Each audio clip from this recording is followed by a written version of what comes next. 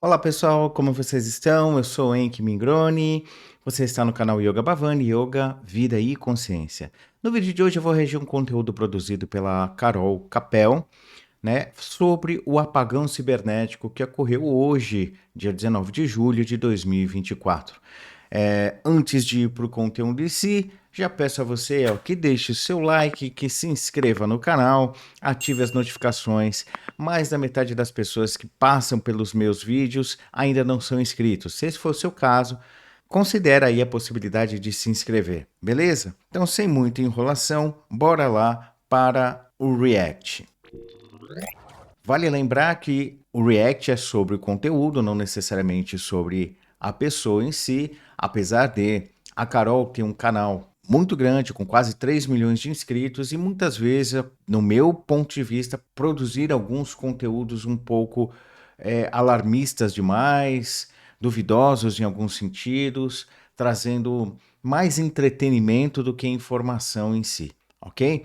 Então, bora lá escutar o que ela tem a dizer sobre esse apagão cibernético que aconteceu hoje, 19 de julho de 2024. Nos sistemas de TI afetou várias atividades nessa sexta-feira ao redor do planeta, incluindo as operações de companhias aéreas internacionais, empresas ferroviárias e o setor de comunicações. De acordo com a empresa de análise de aviação Cirium, até às 7 horas dessa sexta-feira, horário de Brasília, 1.390 voos haviam sido cancelados em decorrência da pane. Aí tem uma parte aqui que tem um subtítulo: voos suspensos. As principais companhias aéreas dos Estados Unidos, incluindo Delta, United e American Airlines, suspenderam os voos no início da manhã devido a problemas de comunicação, informou a Administração Federal de Aviação, a FAA. A Cirium aponta que os Estados Unidos tiveram 512 voos cancelados até às 7. Na Alemanha foram 92 e na Índia 56. Ao menos 45 viagens previstas na Itália foram suspensas e outras 21 no Canadá. Uma das empresas afetadas foi a Ryanair, a maior da Europa, que pediu aos passageiros para chegarem aos aeroportos com 3 horas de antecedência para mitigar o transtorno. Entre aspas agora, potenciais perturbações em toda a rede, sexta-feira, 19 de julho, devido a uma interrupção global de sistema de terceiros. Aconselhamos os passageiros a chegarem no aeroporto 3 horas antes do seu voo para evitar quaisquer transtornos, afirmou a Ryanair em seu site. Um repórter da BBC, que estava no aeroporto de Luton, em Londres, afirmou que conseguiu fazer o check-in para um voo até Vilnius, na Lituânia, entre aspas. Mas é um processo lento, pois o check-in dos passageiros é feito manualmente. É evidente que os sistemas informáticos da companhia aérea ainda não funcionam. Ao passar pelo portão, meu nome foi riscado em uma lista, papel e caneta na era da inteligência artificial, relatou Joshua Nivet. A Turkish Airlines informou que a falha nas telecomunicações resultou no cancelamento de 84 de seus voos. A AJet, braço de baixo custo da companhia, disse que enfrenta problemas na emissão de bilhetes, nas reservas, no atendimento online e no call center. Beleza. Aqui ela só está, pelo que eu entendi, fazendo uma leitura das notícias aí para dizer que essa falha realmente teve um impacto muito grande. Aqui, aparentemente, foi as notícias que ela pegou falando mais sobre a questão dos voos, né? Mas a gente sabe que afetou bancos, afetou telecomunicação e tal. E o que ocorreu? Vários especialistas já saíram aí dizendo que o que ocorreu não foi um ataque cibernético, não foi algo orquestrado por hackers, tá? Foi sim uma falha no processo de atualização de um software que seria algo semelhante a um antivírus, tá? É um software de defesa ou de proteção de dados. Esse software, a atualização deu algum problema, como a gente chama, né? Deu algum bug que afetou o funcionamento dos sistemas computacionais com Windows, somente com Windows. Outras plataformas, como os Macs, o Linux, não tiveram problema nenhum. Então, o problema foi detectado em computadores com Windows. E especificamente nesse software, tá? Que, ao que eu entendi, né? Ele está ligado a um esquema de segurança no tráfego de informações ou da própria máquina ali, né? Do próprio computador em si. Tá? Então, foi isso que aconteceu. Hoje, no mundo, o impacto foi muito maior. No Brasil, não teve muito impacto, né? A gente teve alguns atrasos em voos e, se eu não me engano, 3 bancos tiveram problemas nos seus aplicativos em decorrência dessa falha desse software que ocorreu em nível mundial. Então, só para contextualizar aqui, não foi só na parte dos aviões, mas foi em vários meios da dinâmica capitalista aqui, né, no mundo. Então, bora lá escutar um pouco mais o que a Carol tem a dizer a Mas respeito. similares afetaram os aeroportos de Berlim, na Alemanha, o Amsterdam Schiphol, na Holanda e Hong Kong, assim como todos os aeroportos na Espanha, anunciaram os administradores dos terminais aeroportuários desses países. Na Suíça, o aeroporto de Zurique, o maior do país, também suspendeu os pousos até nova ordem. Os aeroportos em Pequim não foram afetados, segundo a imprensa estatal chinesa. Por que será, né? Vou continuar. Ei, olha! Um pouquinho de xenofobia, né? Falando aí, por que será? Olha, simplesmente, vamos lá. A China, apesar do que todo mundo fala, a China, ela preserva muito bem a sua integridade ou a sua soberania nacional. A gente precisa entender que a China, ela é um país que está ainda num processo revolucionário. Então, a gente começa a Revolução Comunista lá em 1949. Essa revolução, de uma certa forma, ainda não acabou. Então, a estrutura disso que nós chamamos de comunismo, ou o termo mais correto, né, seria de uma experiência socialista que está acontecendo lá na China, ela não cessou desde o momento que o processo revolucionário não cessou desde o momento que ele foi estabelecido. Por quê? Porque constantemente, desde o momento em que a revolução de fato ocorreu, em 1949, pressões ocidentais, principalmente dos digamos assim, cabeças dos sistemas capitalistas, tentam minar esse processo revolucionário. Não é de interesse de nenhum grandão do jogo capitalista que uma sociedade apresente um grau de desenvolvimento, um grau de desenvolvimento não só econômico, mas social também, que não seja pelo viés capitalista. Então, esse tipo de contraponto que o socialismo apresenta não é interessante. Então, desde o momento em que o processo revolucionário foi estabelecido lá na China, pressões externas tentam minar esse processo, ok? Então, seja na China, seja na antiga União Soviética, seja no Vietnã, seja em Cuba, existe essa pressão externa para fazer com que o movimento de estabelecimento de uma república socialista se desmantele.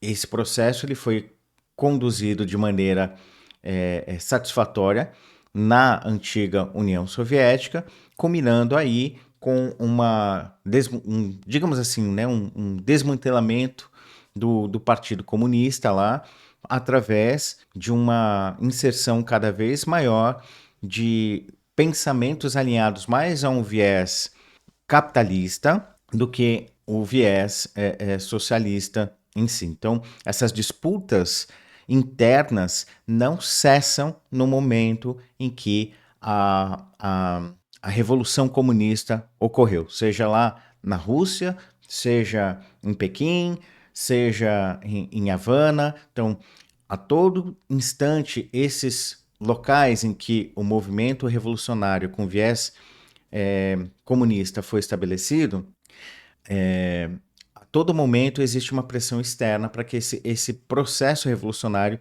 falhe, ok? Então, aqui, sendo bem específico com relação à China, eles, observando o que aconteceu na antiga União Soviética, observando o que aconteceu em várias outras experiências socialistas ao redor do planeta, eles são muito cautelosos na entrada de determinados programas de computadores, redes sociais, para que não haja esse processo de, digamos assim, contaminação externa dentro das dinâmicas estabelecidas ali.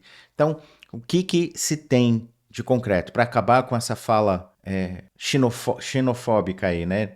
De colocar um medo chinês, não é xenofóbica, não, é China ou xenofóbica mesmo, né? O medo chinês.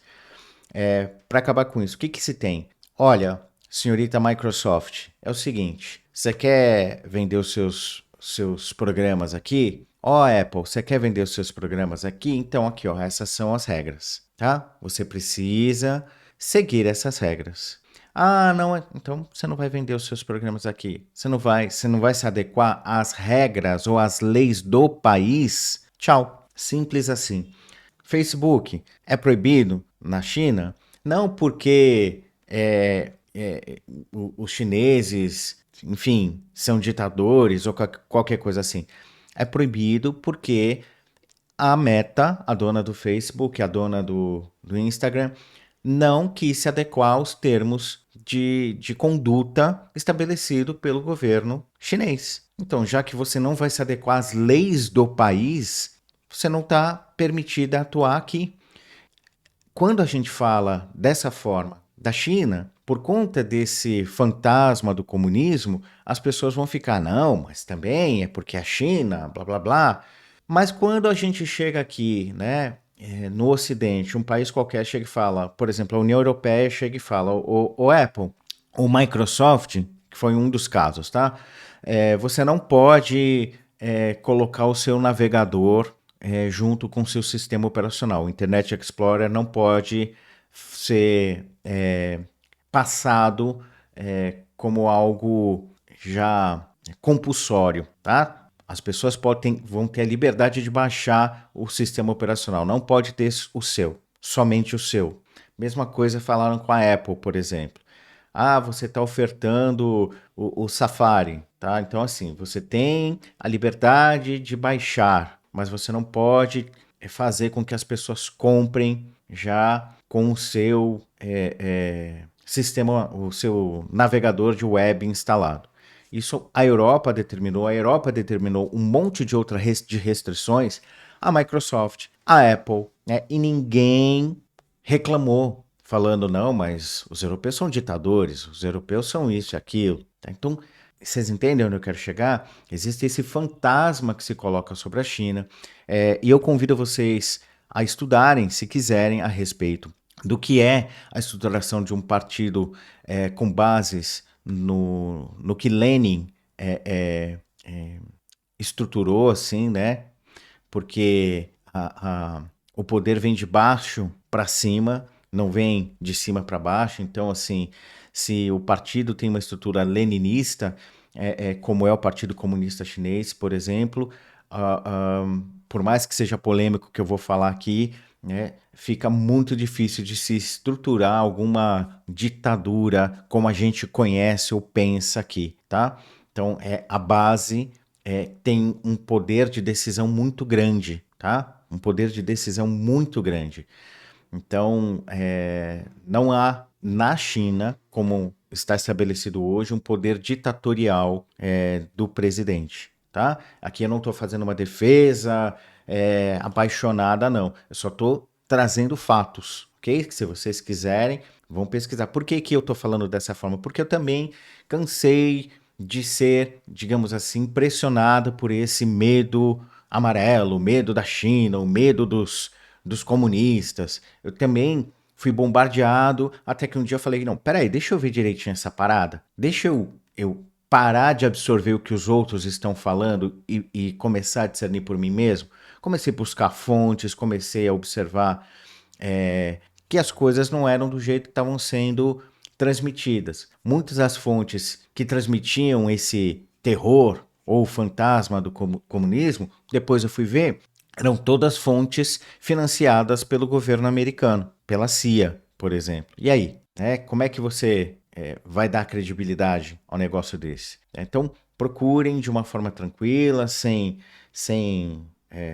nenhuma expressão de uma paixão aqui. Procurem observar as fontes, da onde vêm as informações, as fontes primárias, da onde vêm as informações sobre as informações que vocês recebem de maneira geral. Porque quando a gente consegue ver qual é a fonte primária, a gente pode perceber se existe um viés ali, né? Existe uma tendência de dominar a narrativa. Então, no que se refere àquilo que a gente entende como comunismo, isso é recorrente, tá? Essa mecânica de desinformação. Então, enfim, bora lá, vamos seguir, porque o papo é sobre o ataque cibernético e não sobre a China comunista. Tô dando spoiler aqui. Hospitais afetados pelo apagão cibernético, é um subtítulo. Além de companhias aéreas e dos aeroportos, o apagão cibernético também afetou hospitais na Holanda, afetou a Bolsa de Valores em Londres e o sistema ferroviário britânico. O problema que provocou um apagão cibernético mundial nessa sexta-feira e perturbações em várias empresas foi identificado e já está sendo corrigido, anunciou o CEO da CrowdStrike, a empresa americana de cibersegurança. A CrowdStrike está trabalhando ativamente com clientes afetados por uma falha encontrada em uma atualização de conteúdo de usuários do Windows. Não é um incidente de segurança ou um ataque cibernético. O problema foi identificado, isolado e uma correção foi aplicada, escreveu George Kurtz nas redes sociais X e LinkedIn. Vocês entenderam o que aconteceu, não é? Ainda de acordo com a revista Exame, Infomoney e muitos outros portais, o apagão cibernético que aconteceu foi causado por uma falha na atualização de um software, mais especificamente no produto Falcon Sensor, que é utilizado por sistemas operacionais do Windows. Essa atualização defeituosa afetou. Então vamos lá, ela colocou até aqui, ó. Vocês acreditam que foi um problema de atualização? Eu não. Então vamos lá. O CEO, né, digamos assim, o presidente da empresa americana, é uma empresa americana, negou que tenha sido um ataque. Falou exatamente o que aconteceu. Se fosse realmente um ataque oriundo, por exemplo, da China, como ela deu a entender, por que eles não falariam? Né? Por que se essa disputa, vocês entendem o que eu quero dizer? Ó? A disputa por, entre aspas, demonizar o sistema comunista, né? É tão grande, é tão feroz dentre os grandes países capitalistas, que essa seria uma oportunidade, entanto, de chegar e dizer que foi um ataque vindo, sei lá, da Rússia, da China. E, no entanto, não foi feito isso, tá? Não foi feito isso. A pessoa, né, o presidente da empresa americana, a empresa é americana, assumiu que foi uma falha. As ações dessa empresa, a gente está falando de um país que é o líder do mundo capitalista. Quando um presidente de uma empresa chega e fala, olha, a gente cagou, a gente fez merda, desculpa aí, né? As ações dessa empresa despencaram, tá? Despencaram. Não sei como ficaram as ações da Microsoft, porque por tabela só afetou sistemas que usam Windows, tudo bem? Ainda voltando lá sobre a questão, por que não pegou na China? Porque provavelmente a China deve utilizar um outro sistema para a segurança dos seus computadores. A gente precisa entender, como eu faço questão de colocar aqui, nós vivemos num mundo majoritariamente capitalista, tá? Então, quando uma empresa como essa aí vai fazer a oferta do seu produto, essa Crown de alguma coisa, me desculpem, eu não guardei o nome, quando ela vai fazer a oferta do seu produto, ela faz isso gastando uma grana do caramba, no que a gente chamaria de lobby, concorrências. Vai ganhando concorrência aqui e ali, vai soltando grana aqui e acolá, para se infiltrar no maior número de mercados possível, para tentar se tornar um padrão. Da mesma maneira que o próprio sistema operacional Windows se tornou um padrão, ok? O Windows constantemente, assim como o macOS, assim como outros sistemas operacionais, eles coletam dados dos seus usuários. Isso é um fato, tá? E é um fato. Não é uma questão do mundo comunista, tá? Isso faz parte. Então, o que eu quero trazer a vocês por que só esse software por que foram esses países? Porque essa empresa muito provavelmente ganhou concorrência, né? Conseguiu colocar o produto dela em maior número de locais e se tornou, de uma certa forma, um padrão, né? Foi talvez um padrão estabelecido entre as companhias aéreas para usar os sistemas dessa empresa para a proteção dos seus serviços ou dos dados, o que for, entendeu? Eu tô aqui só especulando porque eu não sei de verdade o que esse produto faz, né? O que esse software que deu problema faz, mas é uma empresa de segurança, isso já se sabe.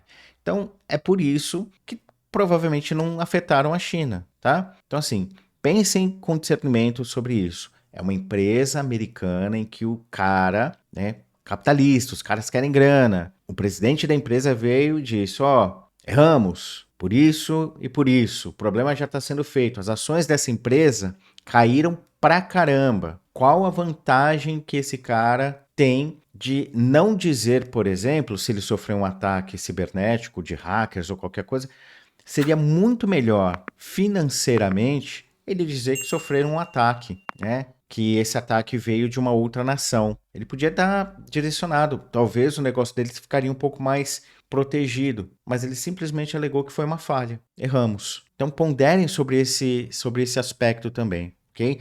Não comprem sem discernir esse discurso da Carol, não. Que até agora tem sido um discurso conspiracionista. Uma imensa gama de produtos que estavam sendo utilizados em computadores de aeroportos, de hospitais, de bancos e até de empresas de telecomunicações. Vocês sabem muito bem que nós estamos vivendo na era das tecnologias e das inteligências artificiais. E se uma pane gigantesca como essa acontece, automaticamente a perda financeira também é muito grande. E nós somos seres extremamente dependentes de tecnologia. Eu duvido que você faça as mesmas coisas que você fazia há 10 anos atrás. Eu tenho certeza absoluta que hoje em dia você faz todas essas mesmas coisas através do seu celular, através do seu computador, através do seu tablet. Então, sim, nós somos extremamente dependentes de tecnologia. E anotem isso que eu vou dizer agora, porque talvez vá demorar um pouco, talvez eu até já tenha ido de arrasta, e isso começará a acontecer. A tecnologia será a ruína da civilização humana. Tudo nosso está conectado nas redes, e hoje em dia, nada funciona sem internet. Vamos lá. Para além desse pânico moral, vamos tentar ver o que de fato tem de concreto no discurso dela.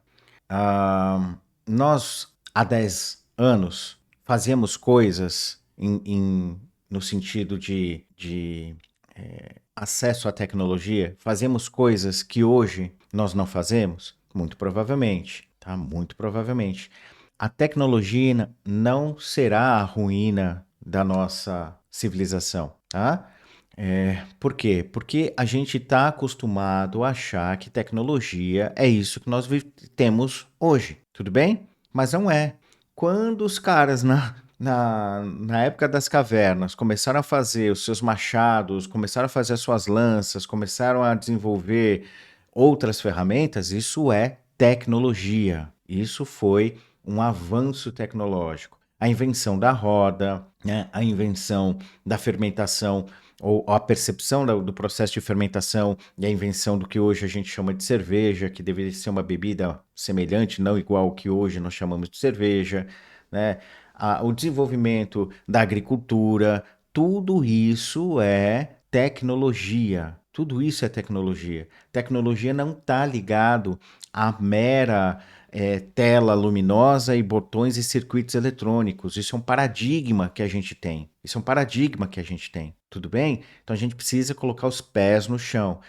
A tecnologia não é a causa da ruína, não será a causa da ruína da humanidade. Os homens é que serão, tá? Se a gente não mudar os nossos padrões de pensamento, os nossos padrões de expressões de sentimento, a maneira como a gente interage um com o outro e com o meio que nos cerca, se a gente não regular o uso dos recursos, isso é o problema, tá? E foi um problema, por exemplo, para os maias, para os astecas e para outras civilizações que não souberam gerenciar os seus recursos, com os romanos, eles não souberam gerenciar os seus recursos.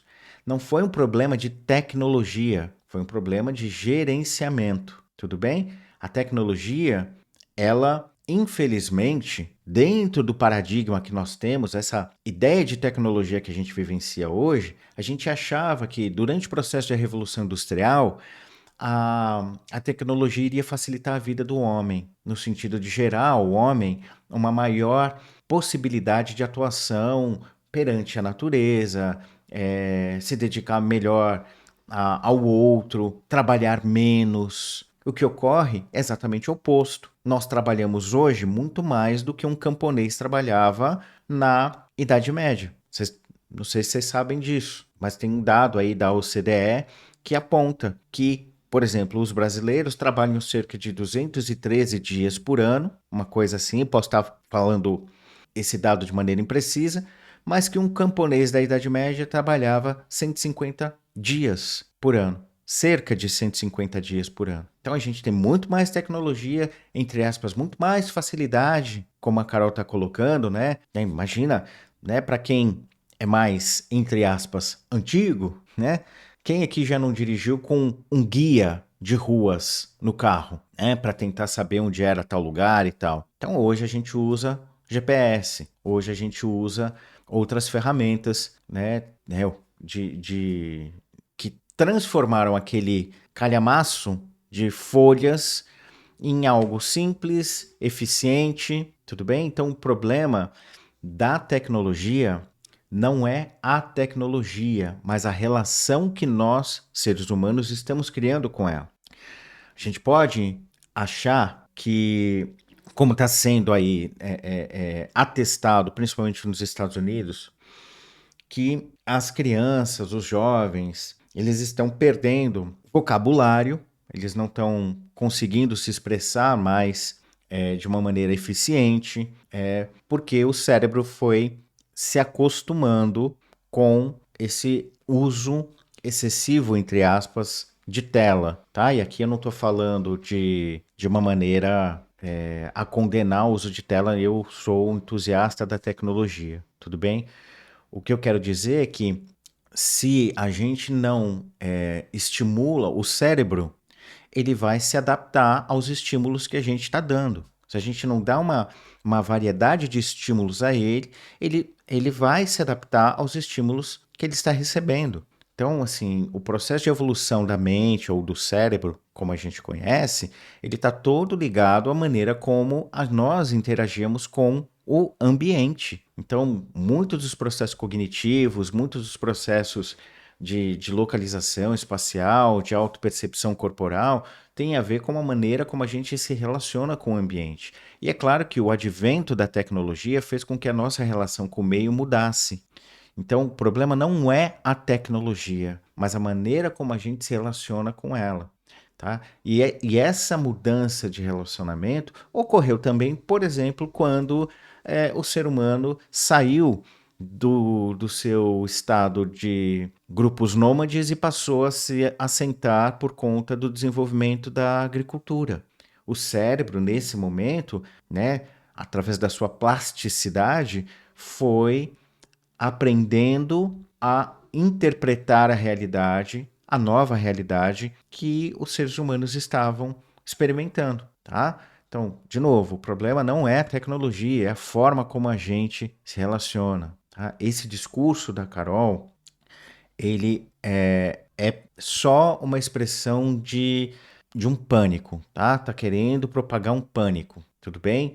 Então, respirem, fiquem calmos, não vai acontecer nada demais. Nada funciona sem esses sistemas. Mas vocês se lembram que nessa semana aqui eu fiz um outro vídeo aqui no canal contando todos os detalhes daquela profecia bizarra que aquele vidente fez e acertou com 100% de acurácia tudo que iria acontecer com Donald Trump? Quem aí assistiu a esse vídeo, levanta a mão. Vocês lembram o que o vidente disse que iria acontecer? Eu vou botar um trecho do meu vídeo aqui pra vocês relembrarem. O Brandon Briggs diz, ele verbaliza no vídeo, que ele recebe essas informações de Deus, que ele se conecta com Deus e Deus passa essas informações pra ele. Ele começa o vídeo falando que haverá uma grande tribulação e que quando essa tribulação começar, haverá uma aceleração das coisas. Ele fala que essa aceleração acontecerá em 3 pontos principais: no campo das finanças, no campo da política e no campo da guerra. Essa aceleração que ele menciona seria meio que como se fosse uma exacerbação desses 3 temas que ele menciona. Ele diz que Deus disse assim pra ele: para que meu filho volte, e aí a gente tá falando da volta de Jesus Cristo, para que meu filho volte, é necessária essa aceleração primeiro. Vocês perceberam?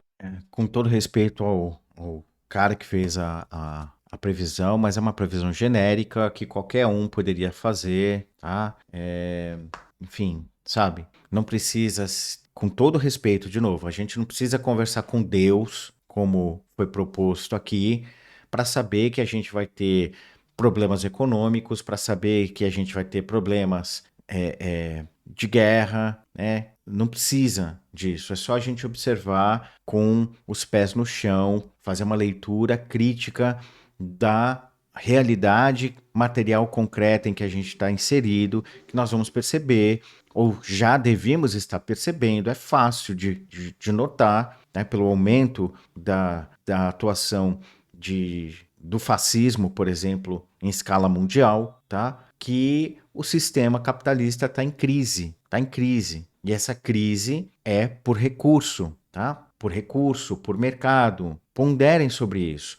Isso que nós chamamos de sistema capitalista precisa criar mercado constantemente, precisa transformar tudo em mercadoria. Tudo vai ser transformado em mercadoria, porque é assim que se gera o dito capital, né? O faz o capital circular. Então, quem tem, quem são os detentores desse capital, as economias que são, digamos assim, o núcleo duro do dito sistema capitalista, já estão observando, tá, que uma crise está por vir. Então, nesses momentos em que o capitalismo fica em crise, o sistema capitalista fica em crise, é histórico isso. Aumenta-se a propagação ou a experiência fascista no planeta. Tá? Então a gente vê o fascismo muito bem estabelecido, né, na América do Norte, aqui no Brasil, a gente vê ele se estabelecendo na Argentina, né, na Índia, só para citar alguns, na Europa, então nem se fala,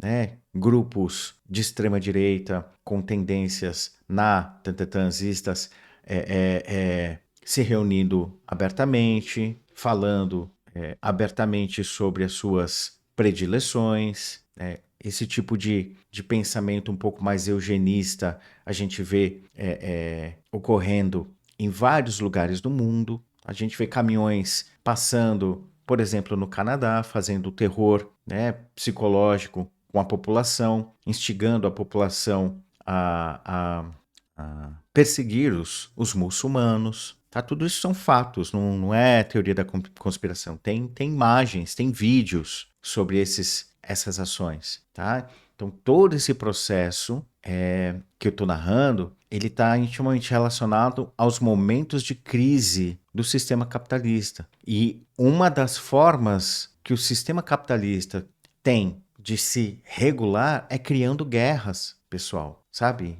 É isso. Vamos criar guerra, porque de uma certa forma isso vai movimentar, entre aspas, movimentar, né? Entre aspas, não, acho que de uma maneira bem direta, movimenta a economia. Várias cadeias de produção, vários detentores de capital ou de meios de produção vão começar a produzir. Então, ponderem com o pé no chão, sem esses alarmismos que estão sendo propagados no discurso, tá? Então, com todo respeito, mais uma vez, ao vidente aí, ao cara que fez a profecia, mas é uma profecia genérica. Qualquer pessoa um pouco mais sensata de observar as coisas que ele está falando. Então, né? Ele falou, obviamente, dentro de um contexto religioso e eu diria até fanático demais, que coisas estranhas começariam a acontecer no ramo das finanças, no ramo da política e no ramo da guerra. E falando de uma falha cibernética como essa, nós estamos falando sim de problemas na área financeira. Por quê? Porque essa falha cibernética atingiu os bancos e, obviamente, fez com que as companhias aéreas perdessem muito dinheiro. Samuel Freinberg falou exatamente isso em um TED Talk de 2017. E não, ele não é profeta. Ele fala nesse vídeo que nós somos terríveis em escutar avisos sobre desastres. E, gente, nós temos tantos engenheiros de tecnologia que são mandados embora, que são demitidos das grandes empresas de tecnologia por falarem verdades para a humanidade. Quem aí não se lembra daquele caso do engenheiro do Google, que foi demitido após dizer para o planeta Terra inteiro que a inteligência artificial do Google tinha criado uma consciência? Todos nós sabemos hoje que o maior perigo que a humanidade enfrenta não é nenhuma bomba nuclear, não é nenhuma guerra e também não é nenhum terremoto no Chile, ou tampouco seria um meteoro vindo em direção ao planeta Terra. O maior perigo que nós enfrentamos hoje são os hackers de inteligências artificiais. E nesse caso... Bora lá. Eu sei que ela tá apaixonada no discurso que ela tá colocando aqui, mas também só para contextualizar que isso aqui é um vídeo que vai ficar no YouTube, né, de maneira temporal. Também hoje ou ontem, se eu não me engano, teve aí um terremoto de 7,3 graus na escala lá no Chile. Esse tremor foi sentido em muitos bairros aqui na cidade de São Paulo, por exemplo, tá? Então, eu acho que falta um pouco de empatia por parte dela quando ela fala dessa maneira como ela falou no vídeo, ok? Então, quando ela fala desse perigo dos hackers, da IA, né, da inteligência artificial, gente, é puro pânico, não levem isso muito a sério, tá? E outra coisa, quando o carinha lá que se demitiu do Google falou dessa inteligência que ganhou consciência, gente, não é a consciência que eu e vocês, que o ser humano tem. Nem de longe é isso. Tá? Nem de longe. Talvez essa consciência tenha ganhado um pouco de... Essa consciência, essa inteligência artificial tenha ganhado um pouco de autonomia no desenvolvimento dos seus processos. Mas nem de longe isso pode ser traduzido como uma consciência, sabe? Aquele conjunto de códigos que é uma inteligência artificial, não se auto-reconhece como eu e como você. Isso está longe de ocorrer. Isso está longe de ocorrer. Se a gente quiser falar que tá, isso aqui é só uma curiosidade, não vou aprofundar sobre isso. Se a gente quiser falar que a maneira como os fluxos de tendências emocionais que eu e vocês, que as pessoas propagam quando estão fazendo alguma busca, seja no Google ou em qualquer outro software de busca pela internet, num ChatGPT ou qualquer outra ferramenta de inteligência artificial, a maneira como a gente propaga os nossos campos emocionais, nesse caso, pode gerar uma certa, digamos assim, capa energética barra emocional nos ditos servidores desses produtos, ok? E aí você pode até aventar a possibilidade, isso aqui é uma possibilidade, tá, de que algumas consciências desencarnadas sejam atraídas por esses bolsões emocionais, sem perceber, ou às vezes deliberadamente, porque aqueles bolsões emocionais de alguma maneira vão suprir as suas necessidades emocionais. Isso pode ocorrer? Pode ocorrer. Isso é algo que está ocorrendo de maneira massiva, né? Os servidores do Google estão cheios de espíritos e blá blá blá. Não necessariamente. Não necessariamente. Tá? Então, com muito carinho que eu peço a vocês, não caiam muito, principalmente pelo viés espiritual, tá? Nessa balela de que a inteligência artificial ela vai ganhar consciência e ela que vai ser a ruína. Gente, não funciona. E ainda sobre o que ela está falando aqui sobre ataque hacker, sabe quando ocorreu o primeiro ataque hacker? O primeiro, 1903. 1903, quando o cara lá, que agora me foge o nome, estava testando telégrafo sem fio, ele estava mostrando a tecnologia dele. Um outro cara, um físico, que também me foge o nome, me desculpe, deixa eu ver se eu acho aqui, peraí, talvez, deixa eu mudar a minha tela aqui, que eu acho que vai ficar melhor, para passar a informação mais correta, peraí. Deixa eu pegar essa informação mais correta aqui. Ó, primeiro ataque, aqui, tá. Então, em 1903 acontece esse primeiro ataque, que a gente pode considerar como um ataque hacker, que foi nesse experimento do telégrafo sem fio, aqui do inventor Guglielmo Marconi. E aí o físico lá chamava Maskelyne. Ele interceptou a mensagem e aí interferiu no andamento dessa mensagem. Então isso foi em 1903. E depois em 1972, se eu não me engano, teve o que a maioria das pessoas consideram como o primeiro ataque mesmo, que foi um cara lá nos Estados Unidos, se eu não me engano, o Capitão Crunch, que usando um apito conseguiu interferir nos sinais telefônicos, enfim, tá? Então não é de hoje que hackers atuam, tá? Não é de hoje. Então bora lá terminar esse react aqui. Deixa eu colocar novamente aqui. Beleza.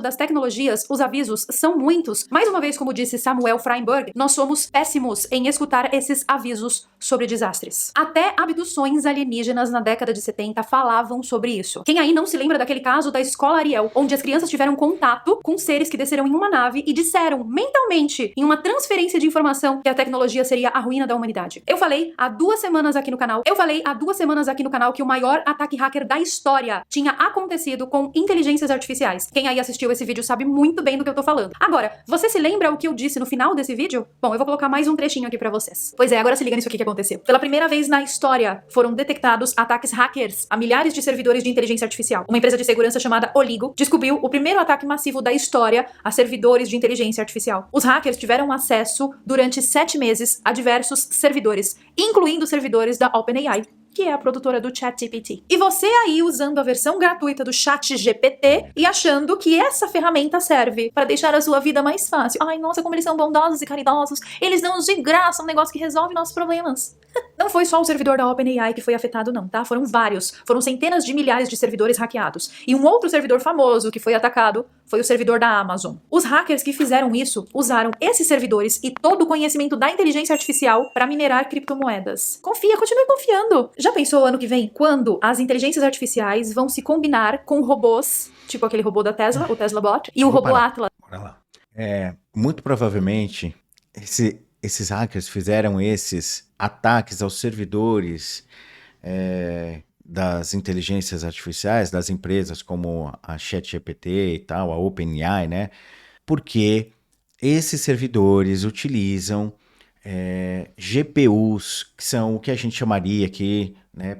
Uma placa gráfica, um processamento que é mais potente, uma forma de processar informação que é mais potente, por isso que eles foram minerar Bitcoin, tá? Então, hoje, acho que a maior empresa de tecnologia que tem é chamada de Nvidia. Ela passou a Apple em valor de mercado. A Nvidia, ela foi conhecida ou ganhou fama fazendo placa de vídeo para jogos. Sabe essas placas que deixam os gráficos fantásticos e tal? Então, o poder de processamento que essas plaquinhas têm é muito alto. Então, a Nvidia começou a se especializar nisso, tá? Nesse tipo de processamento que a gente tem os CPUs e tem as GPUs, né? Graphic Processor Unit, unidade de processamento gráfico. Então essas GPUs têm um poder de processamento muito maior que as CPUs. Então os servidores de inteligência artificial utilizam GPUs. Por isso que esses caras foram fazer o ataque lá para minerar Bitcoin. Não teve, vamos usar os dados da inteligência artificial. Não foi simplesmente para minerar Bitcoin. Então, por isso que eu falo, é importante a gente ter clareza de que local a pessoa que está proferindo o discurso está, porque a gente consegue entender qual é a direção que esse discurso quer atingir. Então a Carol em nenhum momento trouxe essa informação que eu estou trazendo aqui agora para vocês, porque não é interessante dentro do escopo da informação que ela quer passar que vocês saibam disso, ok? Então é mais fácil eu passar meia verdade para fazer com que o impacto disso que eu estou passando seja maior e você emocionalmente, tá, fique ligado ao que eu estou passando. Muito provavelmente, se você se sentir ligado emocionalmente ao teor daquilo que ela está passando, você vai clicar nos links dos outros vídeos dela para se inteirar mais, porque ela vai, e não só ela, outros youtubers fazem isso também, tá? Vai usar desses gatilhos emocionais barra mentais para conquistar a audiência, tá? Isso é técnica de marketing, tá? Isso é técnica de marketing, tudo bem? Bora lá.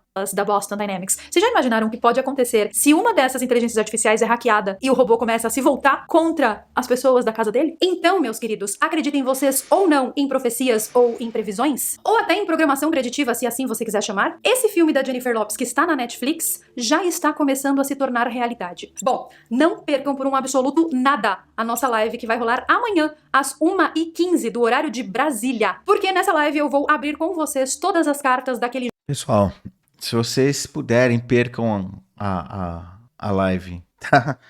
Com todo o respeito a Carol, mas de repente seria interessante vocês lerem alguma coisa e passear no parque, tomar um pouco de sol, ficar um pouco mais com seu filho, com a sua filha, curtir mais o seu companheiro ou companheira, tá? Do que querer saber sobre o jogo, as cartas do joguinho dos Illuminates, tá?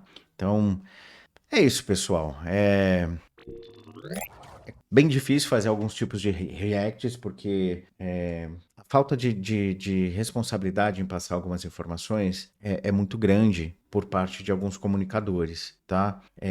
E eu entendo que a gente tem que, entre aspas, brincar com o algoritmo do YouTube e tal. Eu sei disso. Eu poderia estar fazendo os meus vídeos numa outra pegada, até apelando emocionalmente, como algumas pessoas fazem, e eu teria muito mais views. Eu sei disso, né? Meu canal é pequeno, minúsculo, minúsculo, perto do canal dela, por exemplo, tá? Mas não dá para a gente deixar passar determinados discursos, tá? Então, você que ficou comigo até agora, eh, comenta aí discernimento no final, para eu saber que você assistiu o vídeo até o final, tá?